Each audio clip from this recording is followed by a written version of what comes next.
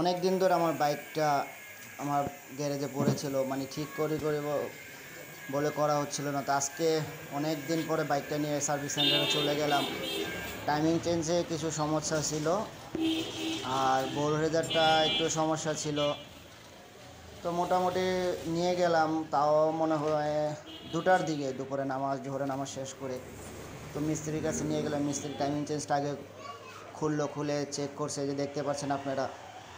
তো timing চেইনটা start দিলে একটা আওয়াজ হতো, যেরকম নাট ঢিলা হলে আওয়াজ হয় না, সেরকম একটা আওয়াজ হতো, ঝিনঝিন ঝিনঝিন করতে। চালিয়ে মজা পেতাম না, এই কারণে বাইকটা এতদিন চালানো হয়নি। তা আজকে মনে করলাম যে না, বাইক ছাড়া চলা যায় না, অনেক সময় অনেক কাজে বাইক লাগে।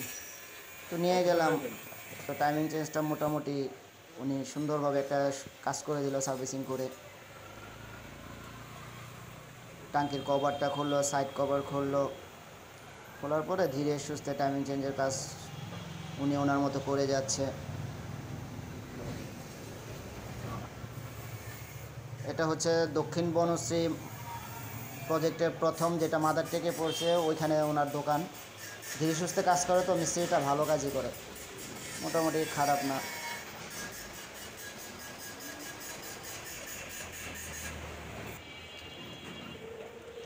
এই হচ্ছে হ্যান্ডেলের বোল রেজার যেটাকে বলে, যেটা ডানে বামে ঘুরে। তো বোল রেজারটা একটু ডিস্টার্ব ছিল, তো এটাও বললাম মিস্ত্রিকে যে আপনি এটাও দেখে দিয়েন। তো গাড়ির প্রায় শেষ পর্যায়ে কাজ। তারপর মোবিলটা চেক করলাম, নতুন মোবিল বললাম। তা ওয়াশটা আর সার্ভিসিংটা আমি 2-3 দিন পরে করব ভালো করে। এই পর্যন্ত।